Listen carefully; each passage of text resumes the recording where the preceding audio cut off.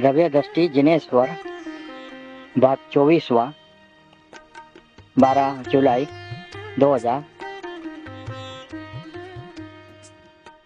नमो अर्यंताणम नमो सिद्धाणम नमो आयर्याणम नमो उवज्जायाणम नमो लोये सवसावणम नमो समय साराय स्वानुभूत्या चकास्ते चित्त स्वभावाय भावाय सर्वभावांतरचिले मंगलम भगवान वीरो मंगलम गौतमो गणी मंगलम कुंद कुंदार्यो जैन धर्मोस्तु मंगलम सर्व मंगल मांगल्यम सर्व कल्याण कारकम प्रधानम सर्वधर्माणम जैनम जयतु शासनम ओंकार बिंदु संयुक्तम नित्यम ध्यायन्ति योगिनो कामदम मोक्षदम चैव ओंकाराय नमो नमः।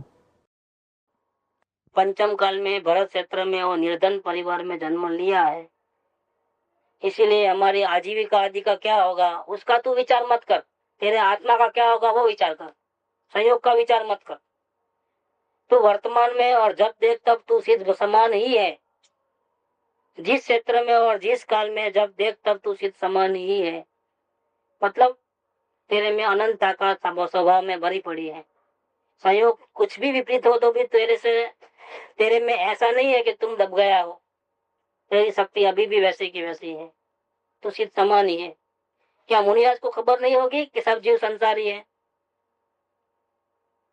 संसारी है अवस्था में उनको ही मालूम है। फिर सिद्ध भगवान ऐसा क्यों कहते हैं? स्वभाव को देख के कहते हैं। तो तू भी स्वभाव को देखना शुरू कर दे।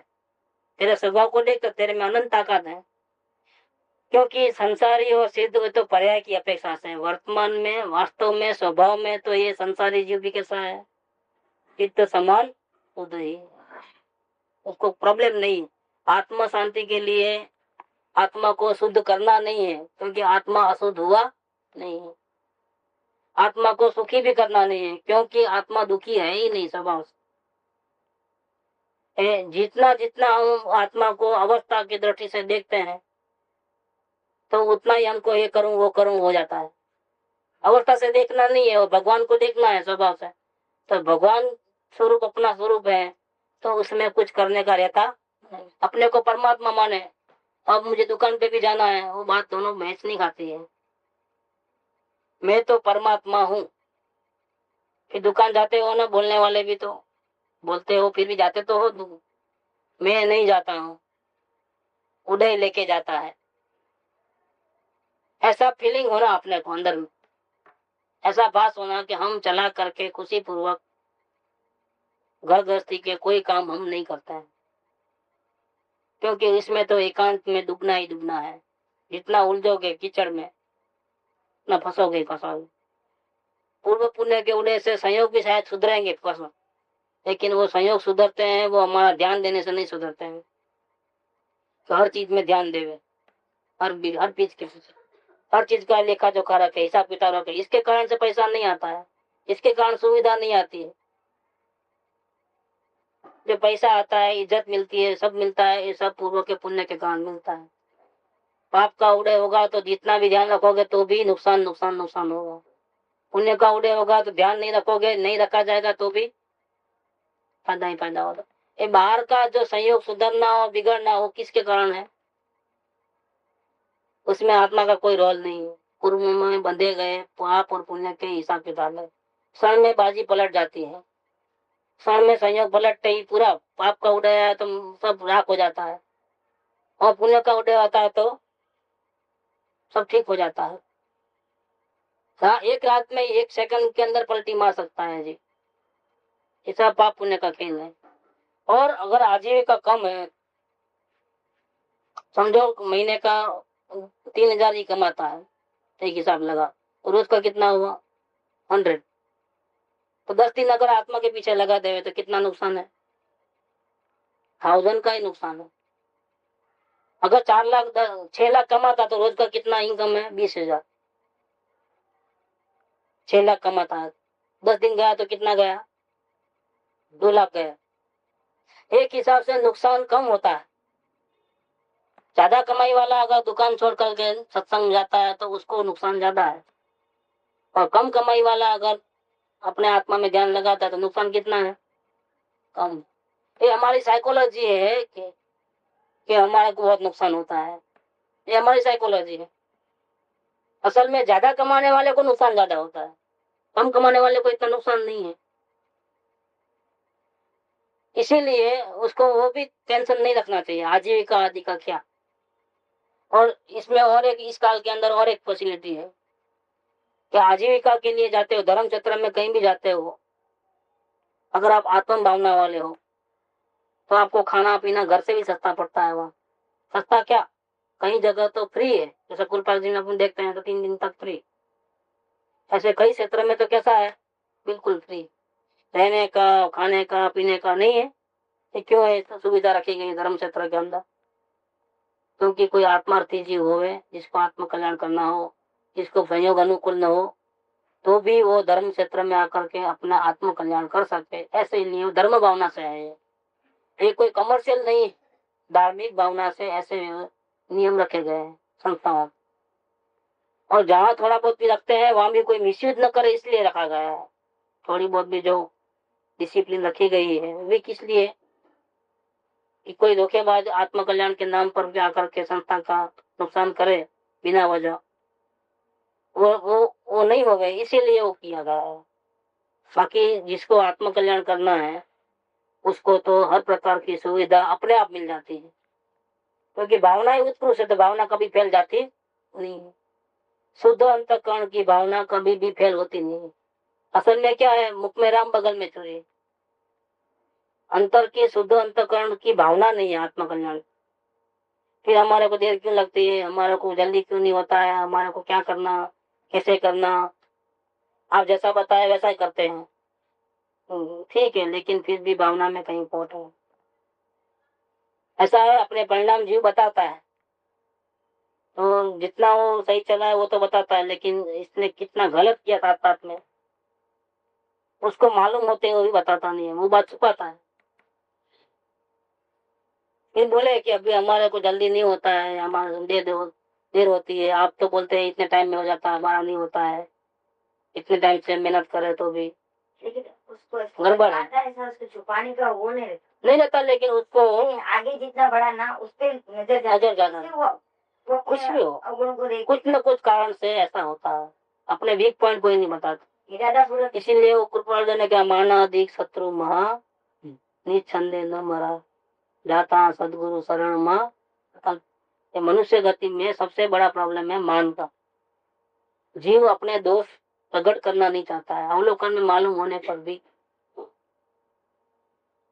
क्यों कि इसका जो उपाय बताते हैं वो भी करीब करीब मालूम है बुद्धि में, वो उपाय वो कर नहीं सकता है क्योंकि उसको उस चीज की रुचि है। करना चाहे तो कर सकता है, लेकिन रुचि होने से वो कर नहीं सकता है। दूसरा क्या तुलना करता है, पहले के स्वभाव से और अभी का स्वभाव, इतना तो आगे बढ़ा ना। बस तो कल कैसा है, मन कैसा है, क्या तो नजर है, आत्म शांति के ऊपर नजर नहीं है। तुम यहाँ तो आत्म शांति का प्रयोजन है। मन कैसा कैसा है, मंद हो जाए, आकुलता थोड़ी कम हो जाए, इतना ही फायदा नहीं है कुछ। जैसे जिनेंद्र के दर्शन करने पूजा करने से स्वर्ग आदि तो मुफ्त में मिलते हैं, लेकिन पूजा करने वाला दर्शन करने वाला स्वर्ग में जाने की इच्छा से नहीं आता है क्या? वो तो जिनेंद्र के दर्शन पूजा वगैरह इसलिए करता है कि मैं भी आपके जैसा भगवान बनूं, वितराग। मैं वितरागता की पूजा करता हूँ, आपके गुणों की पूजा करता हूँ, क्योंकि मुझे आपके गुण पसंद है, मुझे भी आपके जैसा बनना है और मेरा स्वरूप भी आपके जैसा है। ये विश्वास प्रकट करने के लिए वो पुरुषार्थ बढ़े, इसीलिए मैं आया हूँ।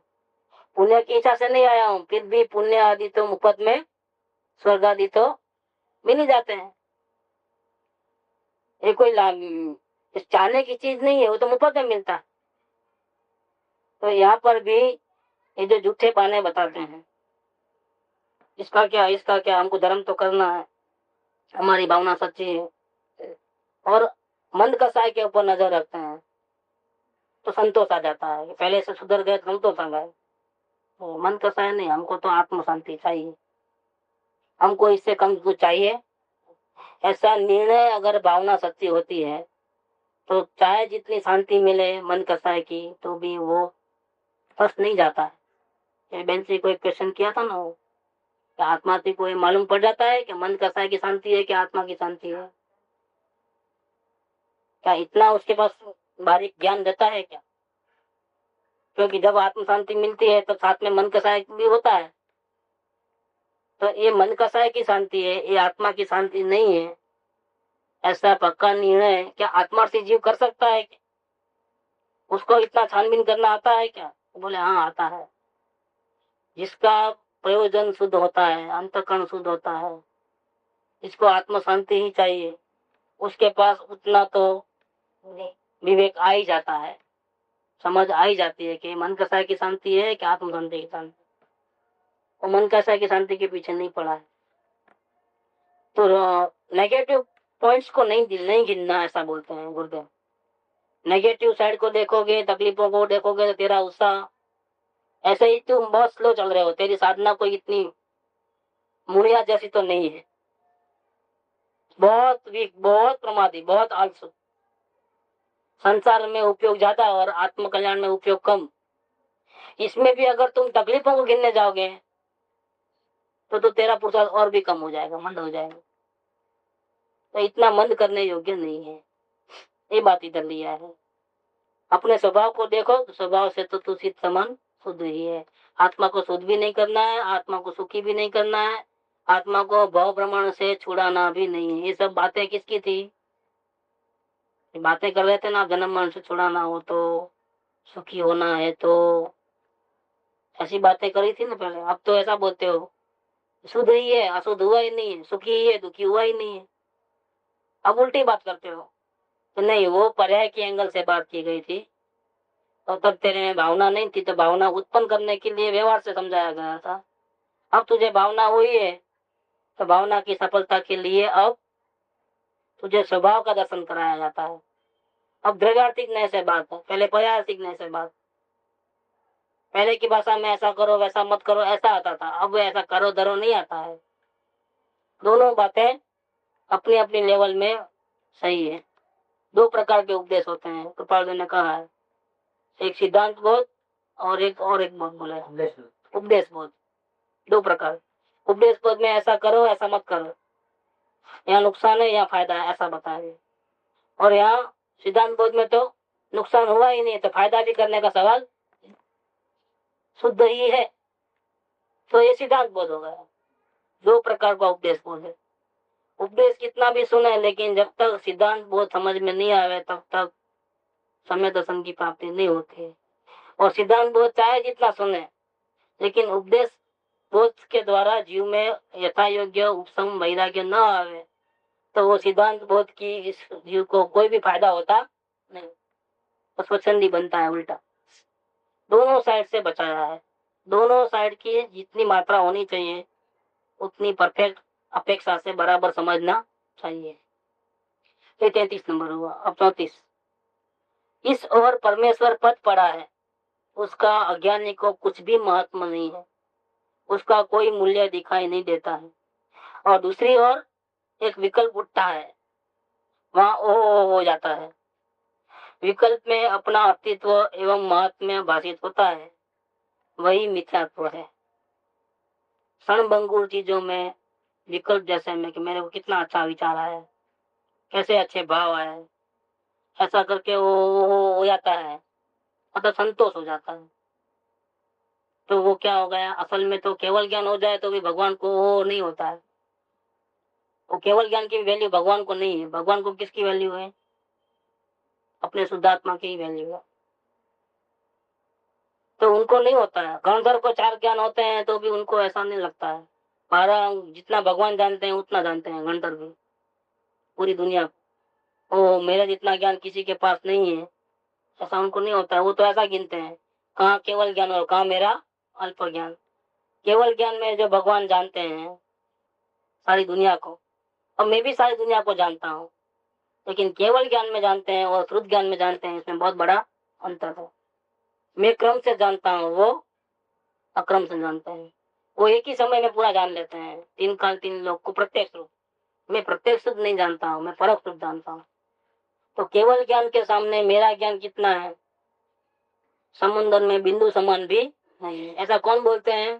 गणधर बोल। कहाँ केवली का केवल ज्ञान और कहाँ मेरा। तो मुनिराज को भी संतोष नहीं होता है, दिन में हजारों बार निर्विकल्प होते हैं, संतोष नहीं होता है। कहाँ केवली का उपयोग जो आत्मा से बाहर निकलता ही नहीं है, और कहाँ मेरा थोड़ा थोड़ा देर को वापिस बाहर आ जाता है, अंदर में रहता नहीं। देखो उनको वो नहीं होता है, तेरे को विकल्प में वो हो जाता है, कैसे अच्छा विचार आता है, कैसी मेरी बुद्धि है, कैसा मेरा प्लानिंग है, कैसी मेरी होशियारी है, उसको उसको महिमा आता है, उसकी तो तेरे को महिमा आती है। तो कहते हैं विकल्प में अपना अस्तित्व मानना, मतलब ये विकल्प मैंने किया ऐसा मानना, बहुत अच्छा विकल्प किया ऐसा मानना, ये मेरी होशियारी है, ये मेरी बुद्धिमानी है, ये मेरी याद शक्ति है, ऐसा अपना महत्ता करना। इस प्रकार से अपना अस्तित्व मानना और महत्ता मानना विकल्प के कारण, उसका नाम मिथ्यात्व है। उसको वस्तु स्वरूप का नॉलेज नहीं। क्या है, सोने के सामने पीतल की वैल्यू करे तो क्या समझना, वो भी तो पीला है ना। नहीं, पीला होने पर भी उसकी वैल्यू कितनी और इसकी वैल्यू कितनी। क्या उसका 1 ग्राम का 500 रुपया लगता है, इसका तो उससे 10 गुना हो तो इतना ही वैल्यू है। वैल्यू में कितना अंतर है दोनों पीला होने पर भी। दोनों की वैल्यू कैसे बराबर होती है? एक बाजू विकल्प है और एक बाजू परमेश्वर पद है स्वयं। किसकी वैल्यू करना चाहिए, किसकी वैल्यू होनी चाहिए, यथार्थ क्या है। लेकिन इसके बावजूद भी जो विकल्प की वैल्यू करता है तो उसको अपने स्वरूप का कोई भान नहीं। मूर्ख, महामूर्ख है कि विकल्प को तो बड़ा गिनता है, थोड़ा इज्जत मिले मान सम्मान मिले तो बड़ा, और अपना परमेश्वर पड़ा है उसका कोई वैल्यू नहीं। कोई प्रेम से इज्जत से बुलावे तो फूल जाता है। देखो वो पर्याय की गिनती करता है। किसकी गिनती करता है? सामने वाला। सामने वाले को अपना द्रव्य थोड़ा दिखता है, सामने वाला अपने को बड़ा बनाता है, अपना उपकार मानता है कि अगर हमने कुछ थोड़ा बहुत उनका हेल्प किया हो तो, या हमारा पैसा ठाट माट करके वो अपने को बड़ा गिनता हो संयोगों से, तो वो तो बड़ापन करेगा ही करेगा, क्योंकि उसको तो वैल्यू नहीं है। क्या उसको अपनी शुद्ध नहीं है, अपनी खबर नहीं है उसकी स्वयं कौन है सो, तो वो तो संयोग की गिनती के कारण अपने को बड़ा बनाएगा। लेकिन अपन बड़ा मानना क्या अपने को, ये बात है। वो गलत है, वो समझदार नहीं है, उसको वस्तु स्वरूप का भान नहीं है, इसीलिए वो चढ़ाता है। तो हम क्या चढ़ जाना क्या, हम अपने आप को महान मानना क्या, कि हम अपने आप को महान नहीं मानना। हम तो महान इसलिए है कि हम सिद्ध भगवान जैसे स्वभावी हैं, सिद्ध समान स्वभावी है। सिद्ध समान सदा पद मेरो, मेरा पद में, मेरे स्वभाव में और सिद्ध भगवान में अंतर कुछ भी नहीं है। इसीलिए अपनी वैल्यू है, वो वैल्यू कभी नहीं छूटना। बाकी पर्याय में देखा जाए तो मेरे जितना पामर तो इस दुनिया में कोई नहीं। कहाँ मुनिराज और कहाँ जिनेन्द्र भगवान और कहाँ, ये दोनों साइड बिल्कुल परफेक्ट ख्याल में रहनी चाहिए। अकेला स्वभाव से तो मैं सिद्ध भगवान जैसा हूँ ये ख्याल में रहे, और अवस्था में राग द्वेष होते हैं, पामरता है, स्वरूप स्थिरता नहीं है, तो उसको पामरता का एहसास न होवे तो बहुत बड़ी गड़बड़ हो जाएगी।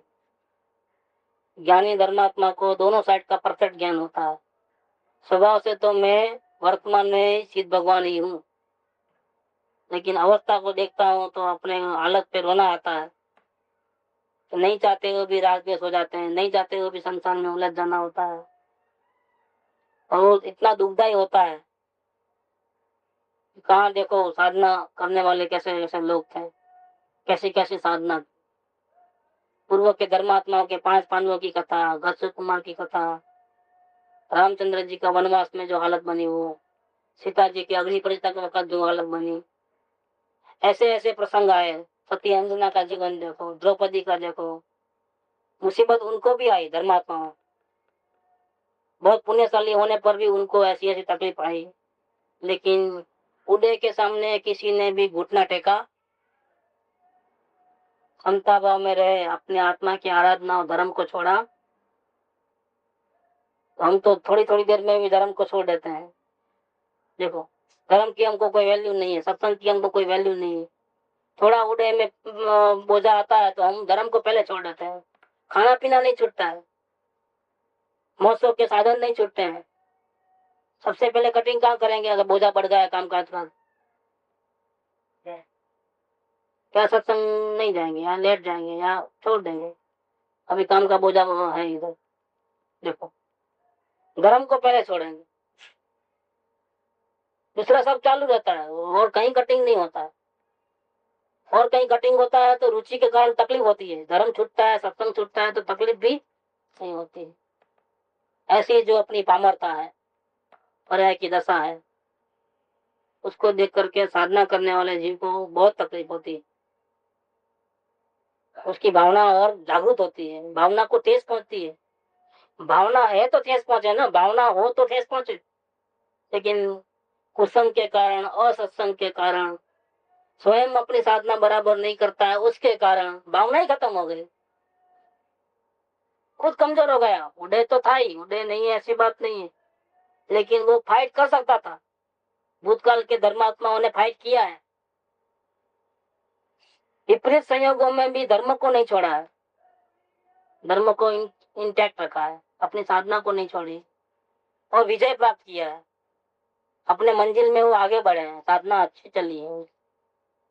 और इस काल में हम थोड़ा सा असत्संग हो जाए, कुसंग हो जाए तो हमको हमारा भान नहीं रहता है, हम घुटने टेक देते हैं। तो क्या होता है, ये हमारी कमजोरी हमको ही भारे पड़ती है। एक वक्त लॉस चालू हो गया, ये क्या होता है,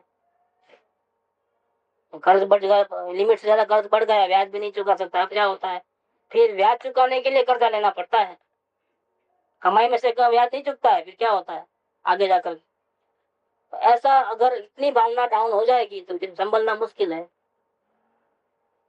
इसीलिए ऐसी पोजीशन नहीं आवे, इसलिए चाहे जैसी साधना करने वाले जीव भी, इवन मुनिराज भी निरंतर जिनेन्द्र के शरण में रहते हैं या आचार्यों के शरण में रहते हैं, सदगुरु जैसा बोले ऐसा करते हैं, उनकी आज्ञा में रहते हैं। क्योंकि खुद की लगाम काम नहीं करती है तो भी एक दूसरा ऑप्शन है, जगाने वाले की बात बराबर सुनते हैं। भावना जब बिल्कुल खत्म हो जाती है, भावना को ठेस नहीं पहुंचती है, सदगुरु के वचन भी कड़वे लगते हैं, ये तो बोलते ही रहते हैं। या वो सदगुरु बोलेंगे तो सदगुरु के बोलने की असर नहीं होती है। क्यों नहीं होती है? क्योंकि सदगुरु के अवस्था में भी राग द्वेष होते हैं, इसीलिए वो तो खुद तो दूसरों को उपदेश देते हैं और खुद क्या करते हैं ऐसे। देखो बहुत बड़ा चेंज हो जाता है, ऐसा देखा कि गिरना शुरू हो जाता है। कृपादेव ने कहा है कि सदगुरु के कैसे भी परिणमन हो बाहर का, चाहे वितराग अवस्था दिखे, ध्यानस्थ अवस्था, चाहे राग द्वेष वाली अवस्था, उसको बाहर के चरित्र को बिल्कुल नहीं गिनना चाहिए। उनके हर हालत में, हर एक्शन में, हर गतिविधि में, चाहे संसार की हो चाहे धार्मिक हो, कोई भी, उसमें मुमुक्षु को उसका अंतःकरण को ही जो एक रूप है उसको ही देखना चाहिए। और वो ये सोचना चाहिए कि देखो ऐसे ऐसे उदय में फंसते हुए भी वो अपनी साधना बराबर कर रहे हैं, इंटैक्ट रखे हुए हैं, उनकी साधना में कोई फेर आता नहीं। संसार के ऐसी उलझनों में भी वो बराबर साधना कर रहे हैं, अंदर की साधना में कोई फेर नहीं। ऐसे गुणों को ही देखना चाहिए। अगर थोड़ा भी अपनी बचाना अपने को है, ऐसा करके सदगुरु का बना लेंगे, वो भी जो राकेश करते हैं वो भी तो ऐसा करते हैं, उपदेश बड़ी बड़ी बातें करते हैं। गया हो सत्पुरुष के सर्व चरित्र में एक लक्ष्य होना चाहिए, ऐसा लिया है उपाध्याय ने, उसमें है 223 नंबर।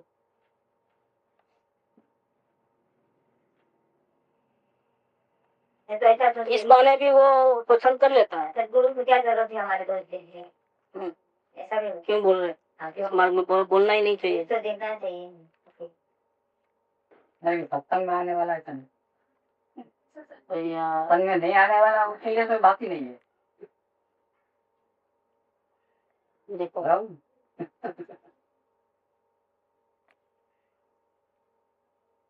जिससे परमात्मा का साक्षात्कार हुआ है, ऐसा देहधारी परमात्मा, मतलब ज्ञानी पुरुष को अपने परमात्मा का साक्षात्कार हुआ, इसीलिए वो देह होने पर भी कैसे है, परमात्मा स्वरूप है।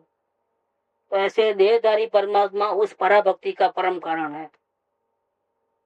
उस ज्ञानी पुरुष के सर्वचरित्र में मतलब पूजा भक्ति करे चाहे व्यापार धंधा करे। आप कृपा की वो देखे ना कैसे व्यापार करते थे तब भी क्या, और ज्ञान अवस्था में या साधना करते तब भी क्या, सर्व चरित्र में एक के भाव का लक्ष्य होने से उनके हृदय में विराजमान परमात्मा का एक भाव होता है। थोड़ा भी अगर ऐसा आया कि वो भी तो ऐसा करते हैं तो गया काम से पूरा। और यही पराभक्ति है। पराभक्ति माने क्या कि निरंतर हर प्रसंग में उनके अंतःकरण का ही भान होना।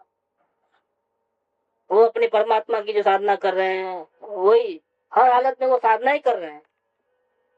बाह्य आचरण में गुस्सा दिखाई देता है उस वक्त भी वो अपनी साधना छोड़ के नहीं, साधना चालू रख करके कर रहे हैं। ऐसा सर्व चरित्र में एक के भाव वो अगर समझ में आवे तो पराभक्ति का कारण होता है, जो भाव भाषण का अनन्य कारण है। अगर ये पराभक्ति नहीं आएगी तो भाव भाषण भी नहीं होगा। भक्ति के बाद जो नेक्स्ट स्टेज है वो पराभक्ति वाला है कि ज्ञानी पुरुष के सर्व चरित्र में एक के भाव का लक्ष्य होने से उसके हृदय में विराजमान परमात्मा का एक भाव होता है और इसका नाम ही पराभक्ति है। ज्ञानी पुरुष और परमात्मा में अंतर ही नहीं है और जो कोई अंतर मानता है उसे मार्ग की प्राप्ति परम विकट है। ज्ञानी तो परमात्मा ही है और इसकी पहचान के बिना परमात्मा की प्राप्ति नहीं हुई है। इसीलिए सर्वथा भक्ति करने योग्य ऐसी देहधारी दिव्य मूर्ति ज्ञानी रूप परमात्मा की उनका नमस्कार आदि भक्ति से लेकर पराभक्ति के अंत तक एक लय से आराधन करना, ऐसा जिनवाणी शास्त्र का आशय है। ऐसा लिया है।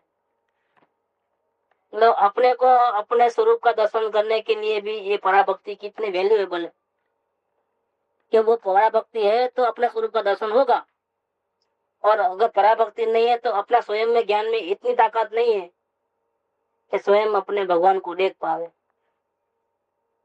ऐसे किस चीज की भी जरूरत नहीं है, 5 इंद्रियों मन की किसी की जरूरत नहीं है, लेकिन पराभक्ति की तो अवश्य जरूरत है। पराभक्ति के बिना ये ज्ञान संपूर्ण रूप से अंतर्मुख नहीं होता है। पराभक्ति के बिना संसार की रुचि अंश में भी कहीं ना कहीं रह जाती है।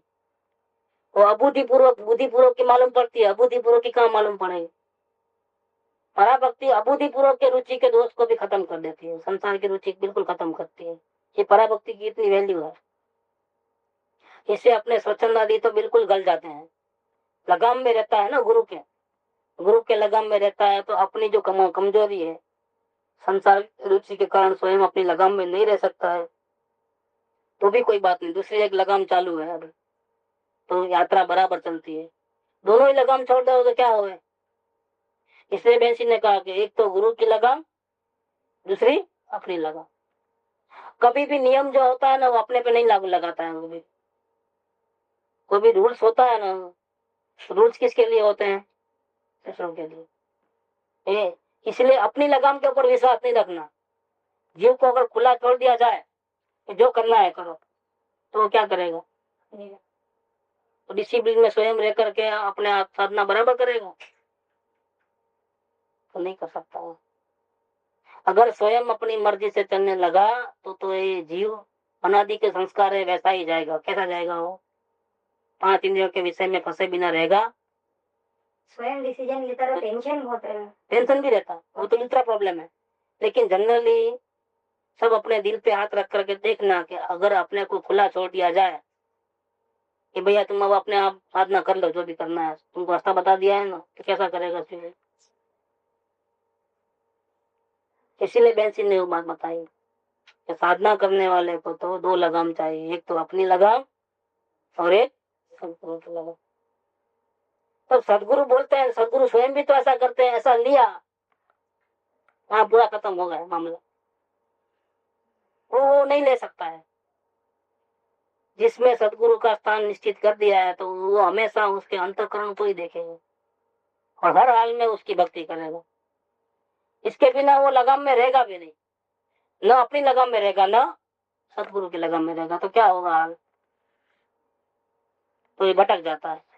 तो यहाँ ये बात दिया है कि एक और तो परमेश्वर पद पड़ा है स्वयं, उसकी वैल्यू नहीं है। दूसरी ओर छोटा सा विकल्प उठता है, उसकी वैल्यू। ऐसा इस जीव को मिथ्यात्व के कारण कहाँ वैल्यू करना वो आता नहीं है, तो साधना रुक जाती है। साधना करने वाले को तो अपनी पूरी वैल्यू रहती है, और साथ साथ में अपनी वैल्यू के साथ साथ में अपनी अवस्था का भी उनको बराबर भान रहता है। तो विवेक को चुकता नहीं है कि मैं परमेश्वर हूं तो अब मुझे कोई विवेक नहीं है, कुछ कर्तव्य नहीं है, ऐसा नहीं है। जो अपने को द्रव्य स्वभाव से परमेश्वर मानता है, उसका पर्याय में भी विवेक कितना जबरदस्त होता है। तो उसमें वेंसी के वचनामृत में आया है, सहानुभूति प्रसन्न पूछा भी है कि एक बाजू तो भगवान भगवान कहते हैं, दूसरे बाजू स्वयं जाकर के आहार दान देते हैं मुनिराज को, मैं तो आपका दास हूँ, पधारिए पधारिए पधारिए। ऐसा भरत चक्रवर्ती ऐसा क्यों करते हैं? दूसरा कोई होता तो हम समझे कि पागलपन है, कि समय दर्शन गिर गया होगा क्या। इसीलिए वो बोलते होंगे मुनिराज को कि मैं तो आपके चरणों का दास हूँ, जरूर पधारो हमारे घर में, हमारा आंगन पवित्र करो। लेकिन ये तो साहिक समय दृष्टि है, उसी को हम जाने वाले हैं। तो एक बाजू अंदर में तो भगवान भगवान मानते हैं अपने को, रत्ती भर भी भगवान से कम नहीं मानते हैं। दूसरे बाजू वो नौकर को नहीं बेचते हैं मुनिराज को आहार दान दिलाने के लिए। वो 7वें मंजिल से महल से नीचे स्वयं उतरते हैं एयर कंडीशन रूम में से, तो बाहर कभी निकलते नहीं। वो महल, चक्रवर्ती का महल भी कैसा होगा, वहां से वो 7वें मंजिल से नंगे पैर नीचे उतरते हैं, और महल के दरवाजे के बाहर रोड जहाँ होता है, जहाँ से आना जाना होता है, वहाँ जंगल की ओर से जहाँ से मुनिराज हमेशा आते हैं, वो बाजू मुंह रख करके नंगे पैर बाहर खड़े रहते हैं। तो जरूरी नहीं है कि मुनिराज रोज आहार लेने आवे ही आवे, कभी नहीं भी आवे, उनको ये विकल्प नहीं है। लेकिन वो तो 10 से 11 बिल्कुल बराबर खड़े रहते हैं नीचे, और दिखाई देते हैं। तो क्या होता है, अपने को अंदर में भगवान मानने वाले की बाहर में भक्ति कैसी होती है। वो सामने जाते हैं, नवदा भक्ति से उनको रिक्वेस्ट करके बुलाते हैं, प्रदक्षिणा करते हैं, उनके पैर धोते हैं, वो पैर धोया हुआ पानी जो है अपने सर पे सांप लगाते हैं। कितनी विनम्र चक्रवर्ती जिसके पांव पड़े, जिसके पांव धोए, कपड़े से लूछे, स्वयं नौकरों से नहीं कराए सब काम। ये क्या बात है, अंदर में भगवान और बाहर में इतनी भक्ति कि हाँ साधना में ऐसा ही हो। यही साधना की सच्ची पहचान है, अंदर में परमेश्वर पद मानना अपना, और बाहर में अपने से जो आगे हैं उनकी अनुमोदना, उनकी भक्ति, वो अपने को आगे बढ़ने में बहुत सहाय होता है। नहीं तो आगे नहीं बढ़ पाएंगे। भक्ति छुटी तो साधना रुकी, समझ लेना जरा। जवाब तो वही आएगा ना, शास्त्र के आधार पे, क्या अपने आत्मा का आधार लिया। घबरा नहीं, निराश नहीं होना। हम बैठे हैं ना, लेकिन बैठे हैं तो क्या करते हो, हम बहुत प्रयत्न करते हैं लेकिन हाथ में नहीं आ रहा है, तो निराश हो जाते हैं, क्या करना कैसे करना। आपको पूछते हैं तो बार बार वो एक ही जवाब है, मैं तो ज्ञान मूर्ति हूँ, ज्ञान मूर्ति हूँ, परमात्मा हूँ, और क्या कोई जवाब ही नहीं है आपके पास। अंतिम चाबी मिल गई, अंतिम के अनुभव होने की चाबी मिल गई। ध्यान बंद करना हो सिर्फ सदगुरु जी बोल सकते हैं। ठीक है, तो चाबी जिसको मिल गई है उसको ये पता नहीं है कि सदगुरु का आधार लेना है, उसको तो पहले ये पता होना चाहिए ना, ऑटोमेटिक आ ही जाता है। तो उसको ही चाबी मिलती है जिसको सदगुरु को प्रति अपना सर्व समर्पण कर दिया है। हाँ, नहीं नहीं, अभी मुझे तो कांजी साहब की बात सुनना है, मुझे तो कृपा डे की बात सुनना है। बैठे रहो भैया, भजन गाते रहना, मिल जाएगा आपको, कभी नहीं मिलेगा। तो बात नहीं होती है, प्रत्यक्ष की ही बात है, परोक्ष की बात ही नहीं है। अनुभव करने वाले को, कृपाल को नहीं जानता मैं कांजी साहब को नहीं जानता हूँ, मैं सोगाणी जी को नहीं जानता, मैं आचार्य देव को नहीं जानता, मैं किसको जानता हूँ। ये बात आए बिना बात बैठेगी नहीं कभी को। कोई कितना भी लटकी माल खा लेना, कृपाल की ऐसी भक्ति करे कि वो उसके नाम ही हमेशा मुंह पे रहे और आंख से आंसू चले जावे, दिन रात शाम नहीं होने वाला है। देखो ये प्रत्यक्ष का परोक्ष का कितना अंतर है, ये समझ में आनी बात। इसीलिए वो बात ये यहाँ पर आके अटक जाएगा। आखिर में वो बोलेगा मुझे ध्यान करना है, जल्दी से अनुभव हो जाए तो अच्छा। तो कोई भी विकल्प नहीं आ रहे, देखो विकल्प कोई भी नहीं आ रहे दुनिया भर, लेकिन स्वानुभूति नहीं हो रही, निरिकलता हो रही लेकिन स्वानुभूति, और स्वानुभूति तो कहाँ नहीं हो। बस उसमें गलती एक ही रह गई है कि इसने वैल्यू चुकाई नहीं। क्या वैल्यू चुकाना है कि अपने आप को संपूर्ण रूप से सरेंडर करने वाली जो वैल्यू है, कर्जा नहीं चुकाया तो फिर वो परमात्मा भी नहीं मिलता है। इसीलिए 213 में वो बात दी, हे पुरुष पुराण, હું તને નમસ્કાર નથી કરતો, હું તારી પાસે નથી પડે, ખોટું નહીં લગાડ. ખોટું નહીં લખે, હું તો સદગુરુ ની પાછળ પડીશ। તું આટલા વખતથી તું સમર્થ છે છતાં તે ક્યાં જવાબ આપે છે? તું જવાબ આપે છે? એમ પૂછું। તે પણ એનો જવાબ નથી દીધો. देखो कैसी बात ली है, एक रहस्यमय बातें हैं ये। त्रैयान योग के सिद्धांत के विरुद्ध बात है। प्रॉब्लम क्या है? इसीलिए तो जो मूल आचार्य देव के जो सिद्धांत हैं द्रव्यान योग के, उससे विपरीत है। लेकिन इसके बिना गाड़ी चलने वाली भी नहीं है। चारों अनुयोग जिसके अधीन है, सदगुरु के पास कितने अनुयोग है? अकेला द्रव्यान योग नहीं है, उनके पास कितने हैं? शरणानुयोग भी है, करणानुयोग भी है और कृत्मानुयोग भी है। चारों अनुयोग जिसके वचन मात्र में छिपे हुए हैं, पूरे के मास्टर है, एक एक के नहीं, हर एक के। और जीवंत मूर्ति है, सजीवन मूर्ति है। जिनवाणी है वो सजीवन मूर्ति नहीं है, और सदगुरु है वो क्या है? सजीवन मूर्ति, जीवन प्रत्यक्ष है, प्रगट दिया है। अपना दिया जलाना है तो ये प्रगट दिया है, और उसको नहीं, और वो देवानियों को सिद्धांत तो विपरीत हो गया। ये तो निमित्त दृष्टि हो गई, ये सदगुरु के अधीन हो गई, ऐसी बात हो गई। जिनागम में ऐसी बात नहीं है किधर भी। भैया जिनागम में कहाँ से होगी? द्रव्यान योग में कहीं बात नहीं है, वो है ही नहीं बात। प्रैक्टिस की बात है, जिनागम में भी गुप्त रह गई। क्या सिद्धांतों की चर्चा है, लेकिन स्वयं को चलते चलते क्या अनुभव हो रहा है साधक की जिंदगी को, वो तो कृपावडे में है। क्योंकि कृपावडे ने ये जीवंत चली है। ये लेटर कोई कल्पना नहीं है, सिद्धांत नहीं है लेटर, कि हकीकत में किसने लेटर लिखा है इसका जवाब है, मतलब दवा दी गई है इस प्रकार से। प्रैक्टिकल रूप, ये प्रैक्टिकल रूप है। कृपावडे का जो पत्रांग है वो सब क्या है? प्रैक्टिकल, जीवंत है बिल्कुल। वो भी अभी हमारे लिए क्या है? डेड हो गई है, क्योंकि इसका अर्थ नहीं समझ पाते। हम पढ़ते हैं तो इसका अर्थ, इसका रहस्य समझ में नहीं आता। कोई सजीवन मूर्ति मिले तो ही उसका अर्थ निकले, तो वापिस से जीवंत हो जाए। जब तक सजीवन मूर्ति न मिले, पढ़े नहीं और उसके आश्रय से अर्थ नहीं समझ में बैठे, तब तक ये भी सब डेड हो गए। उस टाइम में वो जीवंत था, आज 100-125 साल के बाद वो जीवंत नहीं है। अक्षर देह है लेकिन सजीवन नहीं है। एक समस्या है यहाँ। तो बात ये चलती है कि प्रभु पूर्ण है, किसी का आधार लेने की जरूरत नहीं है, किसी का आशा करने की जरूरत नहीं है। देव गुरु शास्त्र की भी आधार बुद्धि नहीं चाहिए, स्वरूप का ही आधार चाहिए। तुझे किसका आधार चाहिए? ऐसी धुन लगना चाहिए कि किसी का आधार नहीं चाहिए। धुन ऐसी लगना है। प्रथम तो ऐसे स्वभाव का विश्वास आना चाहिए, इसके बाद ही दृष्टि और अनुभव होता है। इसके पहले किसी को दृष्टि और अनुभव होता? अभी सदगुरु का आधार लेना है, अनुभव नहीं हो। देखो अभी ये द्रव्यान योग की बात है, लेकिन ये किसको समझ में आती है? जिसने अपने आप को मिटा दिया है और सदगुरु के हवाले कर दिया है कि मैं कुछ नहीं जानता, मुझे क्या करना सूझ नहीं आती है। पहले तो भी संसार को छोड़ करके देव गुरु शास्त्र के समीप आकर के भक्ति पूजा इंटरेस्ट लगता था। अब तो वहां से भी गया और अंदर तो मिला ही नहीं अभी तक कुछ। दोनों बाजू से न घर का न घाट का। अब मुझे क्या करना सूझता नहीं है। अब क्या करूं मैं? मेरी आत्मा ऐसा बोलती है कि मैं आपको हवाले कर दूं। ये आधार लिए बिना अंदर का आधार मिलता ही नहीं है। ये बात है यार।